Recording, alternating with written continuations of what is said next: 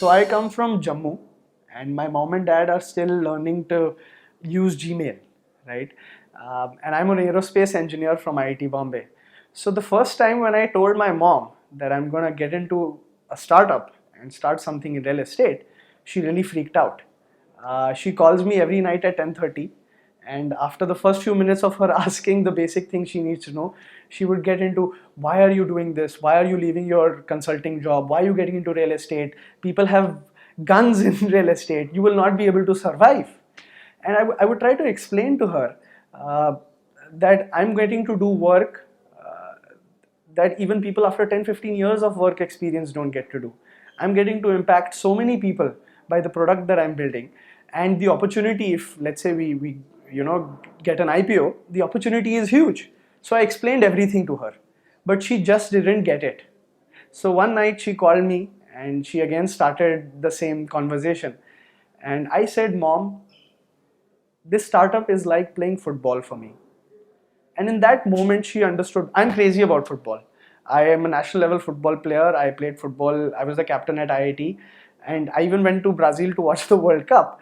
So I'm really crazy about football. And I think in that one sentence, I could communicate it to her, my crazy passion to go ahead and start the company, but also my logical thought process, which would help me make the right decisions when I'm going on this journey. So I think your parents are your biggest supporters. I think what entrepreneurs really need is people to go ahead and support their cause, support their hard work. And I have seen my mom go from asking questions about whether I should be starting this company or not to being one of my biggest supporters today. And I just hope I can keep making them feel proud.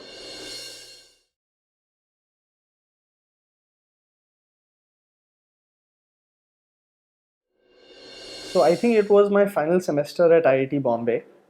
Um, we had all of us gotten jobs in consulting companies, uh, FMCG companies, so on and so forth. And we were just working on our final year projects. And I remember a few of us just came into the hostel room and we were just chatting about things like, when is our project ending? Um, when is our job joining going to happen? And for the first time, we had a realization that from now onwards, we'd have to worry about searching for a place to stay. And so we started our home search process very early. But within the first few days, we realized that the whole system is really broken. Um, I remember using the initial players like 99 Acres or Magic Bricks. I would go on to those platforms and I would find a 3 BHK in Bandra West for 15,000 rupees rent. And when I would call the broker, he would tell me, Advitya, this house, has just gone today. But why don't you come over to Bandra and I'll show you more properties like that? And naive that I was, I would go to Bandra. And the kind of pathetic properties that he showed me never made me feel like living in Bandra again, right? So, although eventually after 40 to 50 days, we did find a house that we could stay at, uh, but the only thought that kept on coming back to us again and again and again was that this problem has existed for a very long time now, right? Back then, I was thinking very small. I was thinking, I remembered a senior of mine who I went to visit, who also said that it took him 45 to 50 days to find a house. And we realized that they face this problem, we face this problem, and if nothing is done about it, even our juniors at college would face this problem, right? And I feel searching for a place to stay is a problem that every single one of us is going to face at some point of time in our life, right? So that is where we felt uh, that maybe we could use our passion for building technological products. Maybe we could go ahead and build a product that would solve the problem of real estate and that would unlock $180 billion potential of real estate. Real estate is a $180 billion industry, and we really saw that we could add a lot of value through our technological innovation and go ahead and capture the great opportunity that this industry had. So I think that is the reason we started the company, and it's been a great 3 years since then.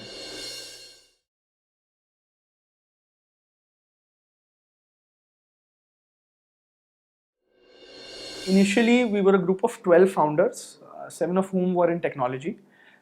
The remainder of us would spend time going and meeting landlords, brokers, people who are searching for houses.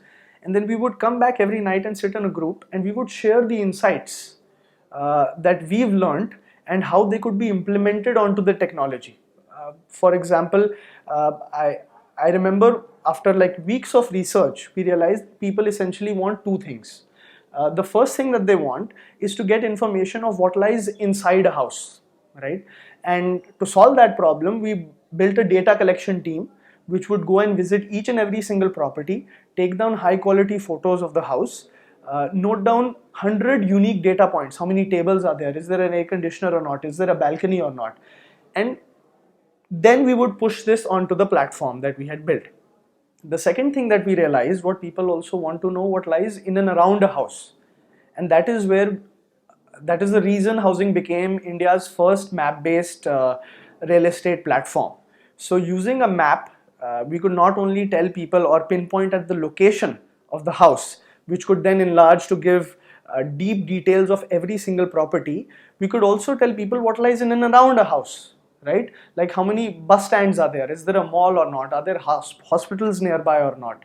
So I think this is where we used all the insights that we had gotten from talking to a lot of people and really feeling the problem that those people face on how we could go ahead and build an innovative technological product. And so yeah, technology is core to the company and will always be, even moving forward.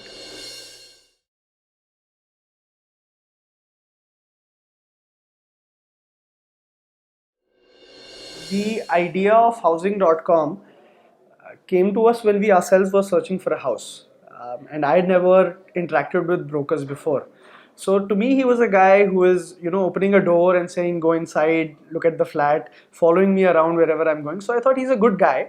And by the end of it, I'll give him a tip of 500 rupees. But when he asked me for 1 month's rent, I was shocked. But after I recovered, I saw dollars floating in front of my eyes. So we thought if we could build a technology that would completely shift the curve of the experience that people are having when they're searching for a house, both online and offline, right? Online from a discovery point of view and offline from the actual transaction point of view. That maybe we could go ahead and capture the brokerage market, which is a multi-billion-dollar market in the country. So we started off as an online brokerage website. And although we did get a lot of good revenues in the first few months, we realized two fundamental issues with this approach. The first one was that brokers are usually, experts of societies. They end up serving only 2 or 3 societies across their careers, and they become like PhDs of those societies. And the number of brokers that you would need to reach a scale of India would be more than 3 to 5 lakh people on the street. So not only did you require a good amount of expertise about each and every hyper local area within the city to get a transaction done, you also required a lot of feet on street to ensure that you've been able to capture a good size of the market. And that is a point where we realized that scaling this up would take a lot of time, and even from a unit economics point of view, it didn't make much sense.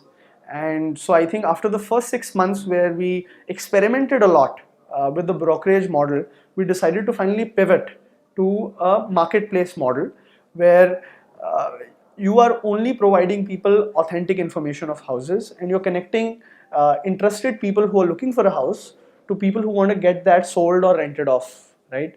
And I think that is where things started exploding, right? The rate of addition at which we were able to bring in supply started increasing at a very fast pace. I'd just like to share this with you that a year ago, we were doing 300 houses per day. Yesterday, we did 15,000 houses per day onto the platform, right? And we've just crossed our millionth verified house onto the platform. So I think this is why the model has really worked for us, even in helping us scale at a very fast pace. Currently, we're in 110 cities in India. So I think it was very crucial at that point of time, although there were a lot of sunk cost, as an entrepreneur, you keep on getting that feeling that maybe one more month, one more quarter, and it'll work. I think we were really right in detaching ourselves from that and taking the right decision for the company and pivoting the model.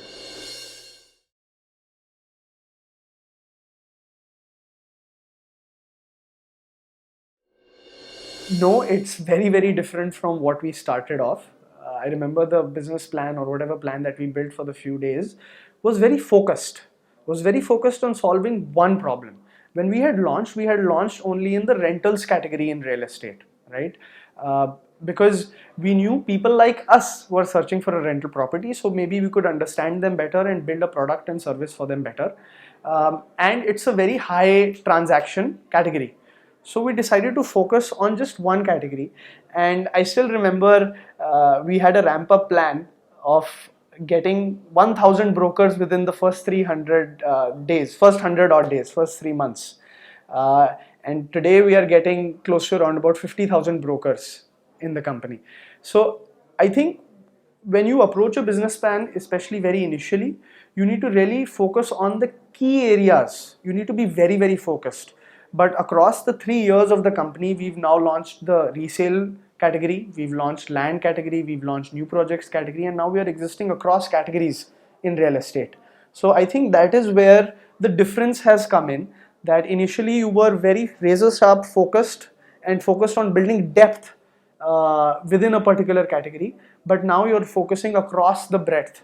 So I think that really helped us initially, where we were really focusing on uh, the top three areas. Like, what are the top three localities where I would want housing.com to be the market leader?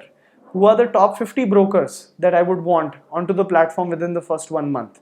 So I think it was those small steps that we've taken, and now they've led us to the path that we've taken over the last 3 years.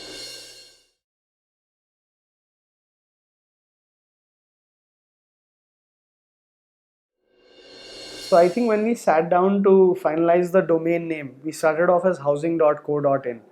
And it took us 5 minutes to finalize the name housing, because it was not only so well related to the kind of problem that we wanted to solve, it was a very generic word, right? So I think the two things that we were looking on very initially when we were trying to finalize our name was that what kind of an association does it have with the problem that we are trying to solve, and how generic or how popular, how encompassing could that name be to as many different type of demographies of people as possible, right? So I think we spent a couple of minutes in that discussion, and we bought the domain name housing.co.in.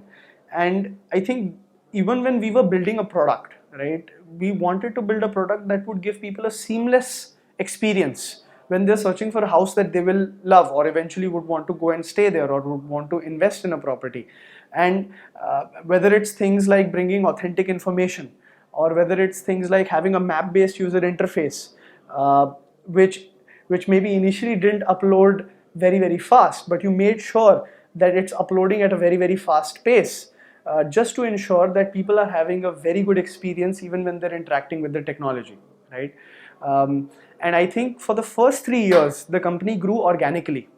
The first 3 years, the major spends that we've done have been very digitally oriented or digitally focused, right?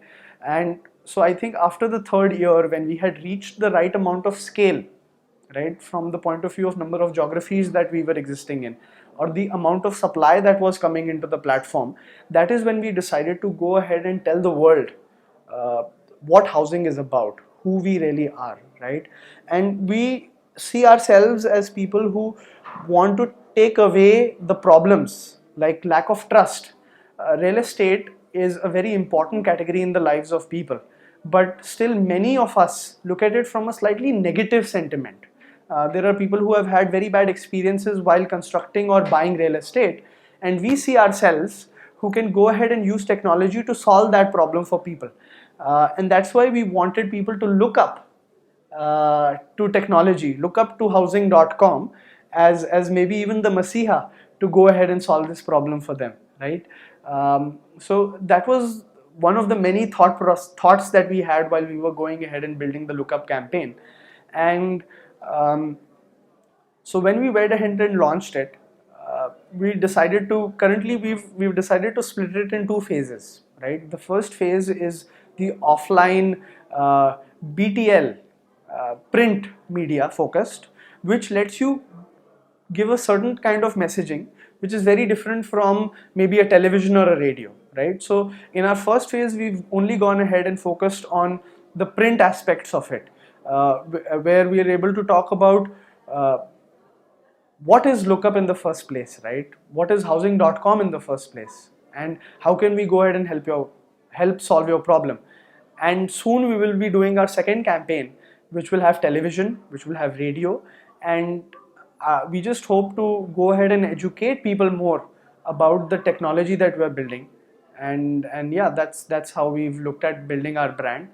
um, I think from day one, we've had this vision that housing can become a global product and a global brand, right? And I think we're running at a very fast pace on that course. So yeah, that's my thought on how we've gone ahead and built the brand.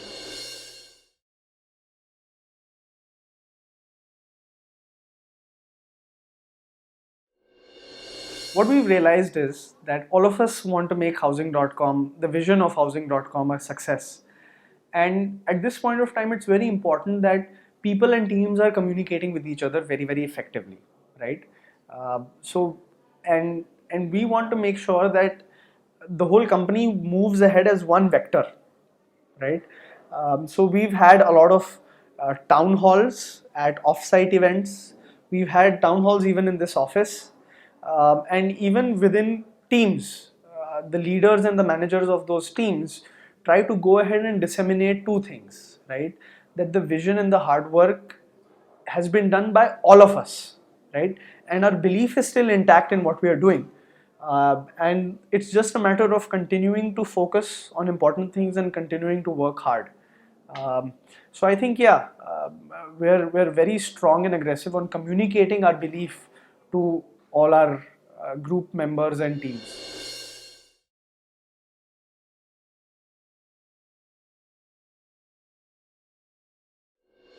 Since the first day when we bought the domain name housing.co.in, we were already searching for housing.com, and we knew inside our hearts that housing.com will be the right identity when housing would want to go global, right?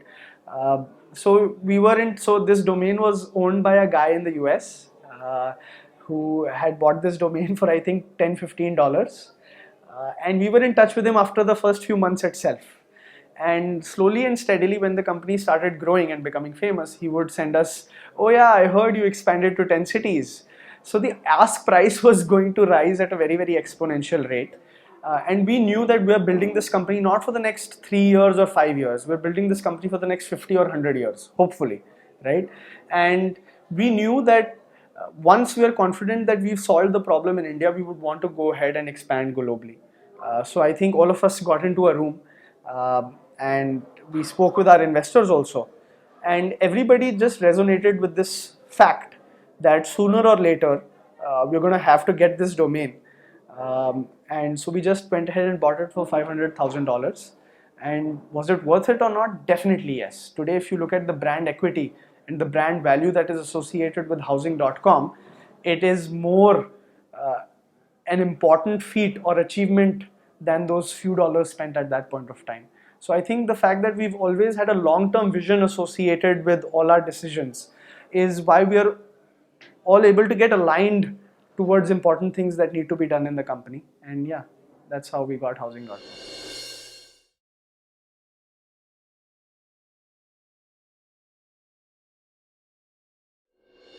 So I think at the core, the brand stands for trust, right? That's what we've tried to bring in the real estate industry. We've tried to bring trust to the real estate industry, and through the product, we've tried to achieve that through multiple layers, right? First is the simple expression of information about real estate through the photographs that we take or the information that we collect.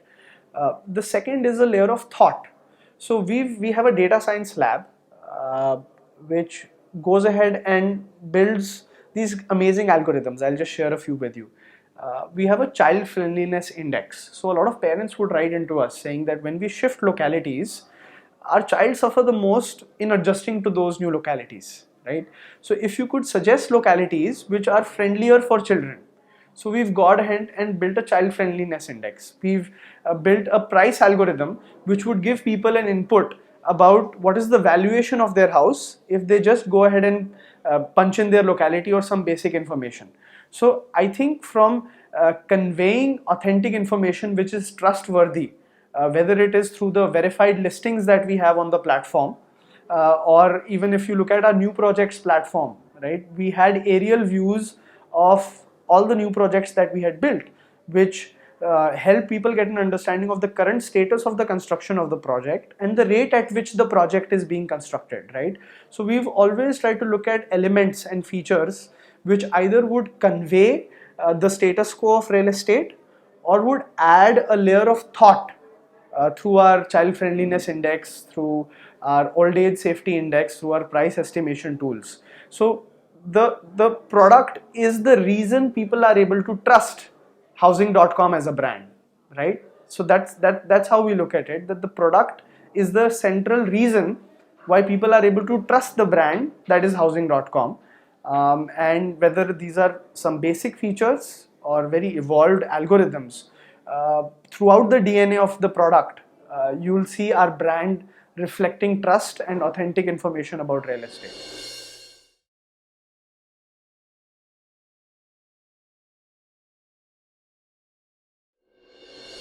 Now, marketing is essentially about two things. It's about the messaging and it's about the medium through which the message is being broadcasted, right? And whenever you, and a different kind of expertise is required to go ahead and message across these broad two major different mediums. One being print, which is hoardings, newspapers, magazines, flyers, so on and so forth. And the other is above the line, which is television or radio, so on and so forth, right? So we wanted to focus on getting this medium right, which would open us to a different demography of people, which would let us talk about our values and our innovative product to these set of people.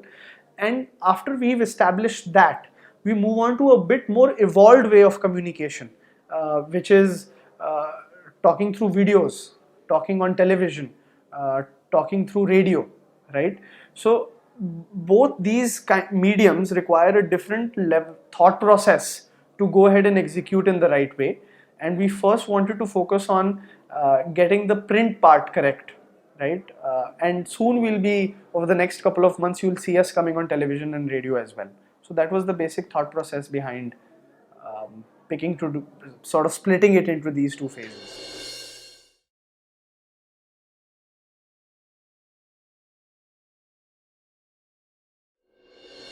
We really didn't have any money.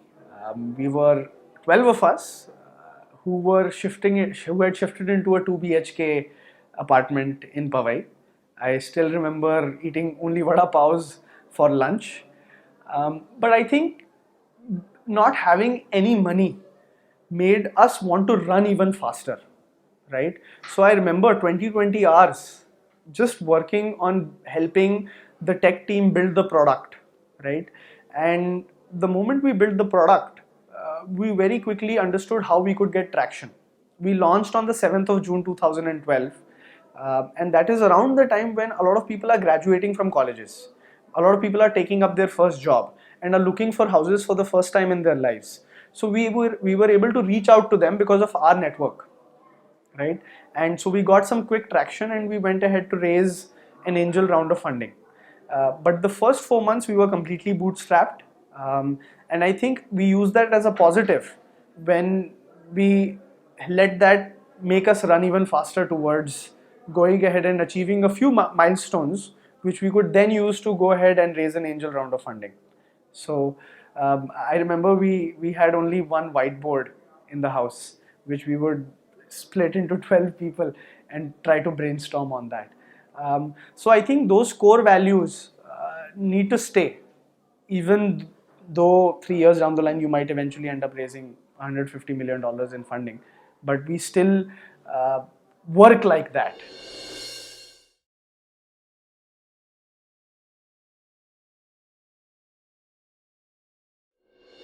I think once you've got your team, your core team of maybe 3 to 5 or even 12 people set, when you've built maybe a alpha or a beta level product which has got some kind of traction which is promising, right? I think once you've done these three things, that you've built a strong core team, that you've built a product that works, that you've got some level of traction which is showing promise of growth. I think that is the stage wherein you would need this engine. This engine would need a bit more fuel, and that's when you should go ahead and raise either angel or series round of funding.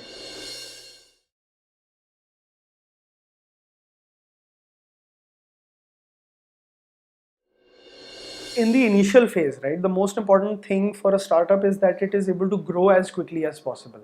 And the first 6 months, when we were, uh, a broker, when we were an online broker, we in front of us there were always certain insights that it is not something that you can grow really fast at. It is not something that you could scale really fast at. So the first 6 months, I think maybe if we would have pivoted a bit earlier, maybe after the first third month or the fourth month, I think we would have been able to grow at a much faster pace even initially. And those additional 3 to 6 months, you never know how much impact they can have in the overall growth of the company. So that is definitely something that I would want to change. The second thing is that before we went and raised an angel round of funding, I think there is more thought that entrepreneurs need to go ahead and put in, especially in the first two rounds of their funding. So I remember spending like 15. So my meeting with Zishan, who's our angel investor, our meeting was, okay, how much money do you want? We said 30. And after a few days, he calls back and says, I've been able to arrange 45. Do you want it? So I think if had we put a little bit more thought and went ahead and said, these are the three things that I want to achieve over the next 3 to 6 months with this funding, and to achieve this, I will need these many people, I will need this much resources. To get this, I will need this much funding, right? So I think the first 6 months are the place where, when I look back, I see huge learnings that have come out for us. So I think these are the two major things that I would want to go ahead and change if I have the opportunity.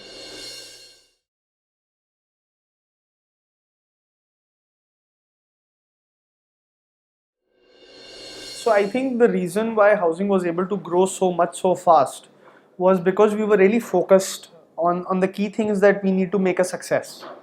Over the last 6 months, I think though we were trying to spread ourselves a bit too thin, right, and trying to get ourselves into a lot of areas which maybe we could have tackled after a year, after 6 to 9 months. Uh, so that is the result of, so what all happened is a result of us maybe not having focus on the core things that are important to the company. After whatever happened, we've gone ahead and tried to do exactly that, right? We've gone ahead and tried to focus a lot on our primary and secondary markets from a technology and a business point of view. The company was started by a group of 12 people, and all of us have really worked hard over the last 3 years to make sure that the company grows at a very, very fast pace and becomes successful. Um, Although over the last 6 months, we've been trying to spread ourselves maybe a bit too thin. Now, what we are doing, essentially the whole founder team and the whole leadership team of the company, we've realized that now more than most, it is for us to stick together and to focus on things that are core to the company, right? That made us successful in the first place, right? In the first 2 years, we were razor sharp focus on just working and building the key things that are important for the company. And we've been fortunate enough to have really amazingly talented people, right? Top notch people come and work with us. And I feel that the belief that we have in the company and that all of the other people still working with us have in the company is what will take us through these times. And I'm just excited that over the next 6 months look much more rosier and positive, and we want to reach that as quickly as possible.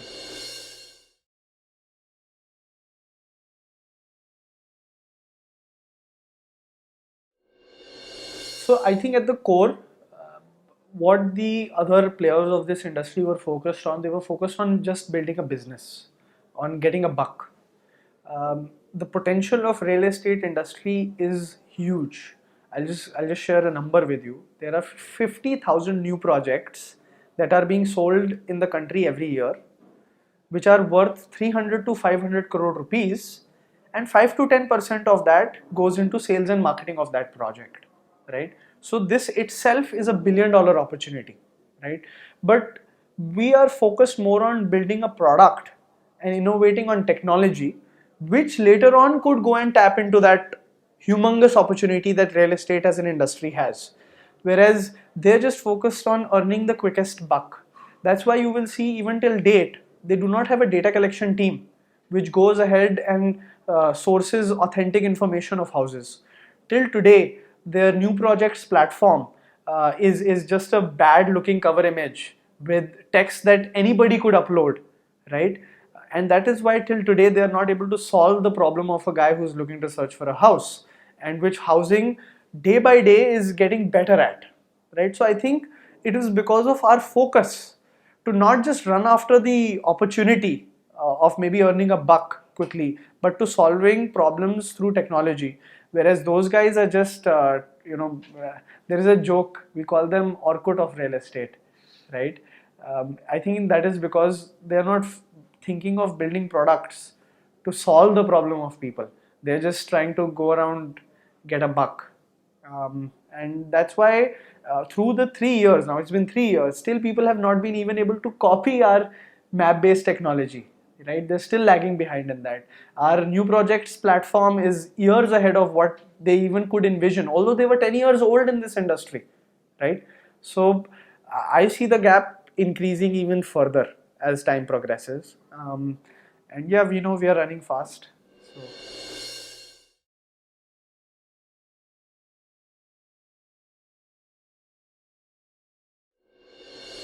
I think, of course, if there are some group of people who are putting their effort and hard work in trying to solve a problem, it definitely makes sense from a learning point of view to understand what's going on. But should that shape your decision making and your thought process? Definitely no, right? So what I would essentially want people to do is, I would want them to understand the whole consumer journey that people go through when they try to interact with different categories like real estate or healthcare or education, right? And understand at every small step what are the gaps that are existing which can be fulfilled, right? Now, if competition is not able to fulfill that gap, like the gap of authentic information when a person is trying to discover a house, was not fulfilled neither by a broker, neither by 99 acres, neither by Magic Bricks or Common Floor. We saw that gap and we realized that we could fill this gap better than everyone else, right? So I think from a learning or understanding point of view, yes, it is like warfare. You need to understand what your competition is doing, but does that go into defining what you're going to do or what your thought process is going to be? No. So yeah, that's how I think about it.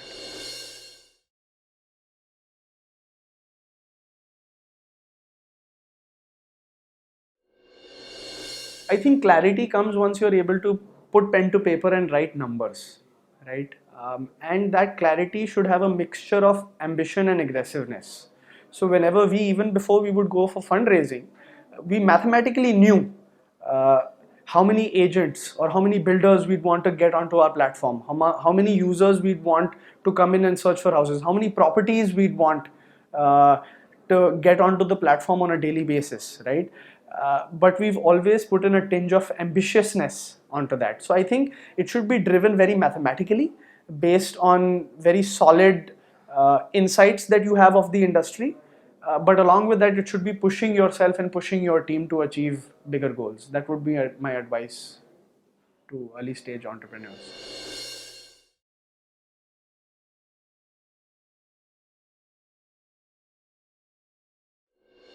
If you look at the last decade, where online platforms have started coming to trying to solve the problem of real estate, uh, there were some fundamental reasons why they were not able to do that. People need authentic information to get empowered about whether they should go and visit a house or they should maybe pay for a house and pay brokerage, so on and so forth. And they were not able to do that. When we came in and we, through our own search experience, we realized the problem still exists. We realized that the solution to this problem is fairly simple, right? You need to tell people what lies inside a house, and you need to tell people what lies outside a house. To make that possible, we designed a map-based interface, and we collected data of houses and we could pinpoint them on a location. So from a technology point of view, definitely we saw that we could shift curves and we could go ahead and build a product that is a leap ahead of what exists currently. Um, and the problem of real estate is going to affect each and every person, right? Whether it is my peer or it is someone sitting in Bangalore, it is a problem that is going to affect every single individual in this country. Uh, and so the impact is huge, right? And we knew that if we could build a product that would have such an impact on society, there's a lot of opportunity, a lot of business opportunity that could have been extracted from that. Um, and being from IIT, we knew that we were passionate for technology, and that is the language which is like music to our ears. So we understood that very well.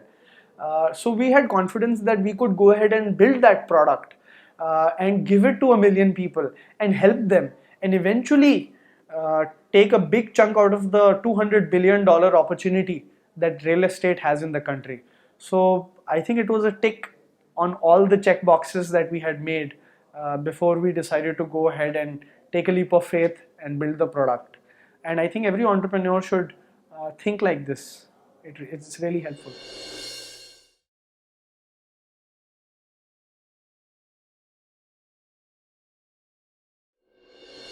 When I was young, right, I was not good at anything. I was not good at acads. I was not good at sports. I just sucked at a lot of things. So I sort of grew up thinking that maybe this is the maximum that I can do. That go through school, get into college, do a job is the maximum impact that I can have towards society. But over the last 3 years, what I've seen is that everything is like clay. You can mold things, you can change things, you can make your community and society go forward, right? And I think this is this belief that needs to be inside each and every one of us, which will allow us to go ahead and do great things and build maybe a company which will help millions of people find a house, or millions of people uh, buy clothes, right? So I think at the core, my advice to entrepreneurs is that you should believe that everything is moldable, that you using your skills and hard work can go ahead and change things, that society is not just fixed, and it's not that you just have to be a part of it. You can go ahead and change it and mold it and make it better. So I think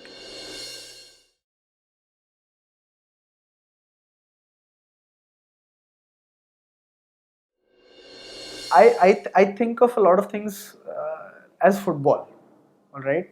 And one thing that I've seen in football, or I felt in football, is that the training sessions are far more important than the actual game, right? That if you could learn a move from a fellow player during training and use that in the match, that is how it is creating the whole difference, right? So what I try to do is I try to learn something from each and every person that I meet, right? uh, and try to use that in my day-to-day activities of trying to build housing.com.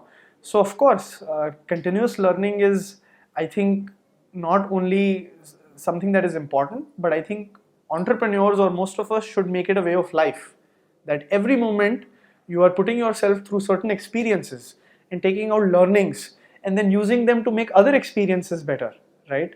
So that's one of the most important things I try to remind myself every day. And of course, there are different mediums, right? Talking to a person next to you could also give you a learning, or maybe looking at a video could give you a learning, or maybe going ahead and listening to someone at a conference could give you a learning, or just maybe attending a sales meeting could give you a learning, right? So I think we should be hungry. We should be hungry for learning, and yeah, that's how important I think it is.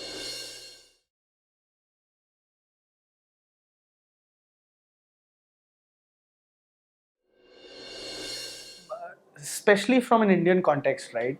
You will not find anyone who you meet who will come up to you and say, I don't want to do big things in life, or I don't want to do good for society in life. You will never encounter anyone, right? But the gap between this strong desire and me in reality being able to go ahead and do that, that gap is bridged by education, right? And the rate at which internet and smartphone usage is penetrating in India, right? I think it's gone deeper than the biggest school of the country or the biggest chain of schools of the country, right? So, as a platform, the internet or online, whether through an application or through desktop, it's already being able to touch hundreds of millions of people. And what they need most right now is a way to get amazing content or amazing education, amazing knowledge, which they could just quickly shut it and then you start using in the next 5 minutes, right? So my vision would be, if there is like society graph, right? So there is someone who needs knowledge and there is someone who has knowledge. How can internet and online quickly finish the balance, right? And I think I believe in equal opportunity, not in equal results, right? But right now, from the education point of view, there isn't equal opportunity, and I think internet is going to be the best medium of going ahead and making this imbalance correct for society and giving everybody a level playing field to use their ideas and see how they flourish when they become a reality, right? So, yeah, more power to you guys.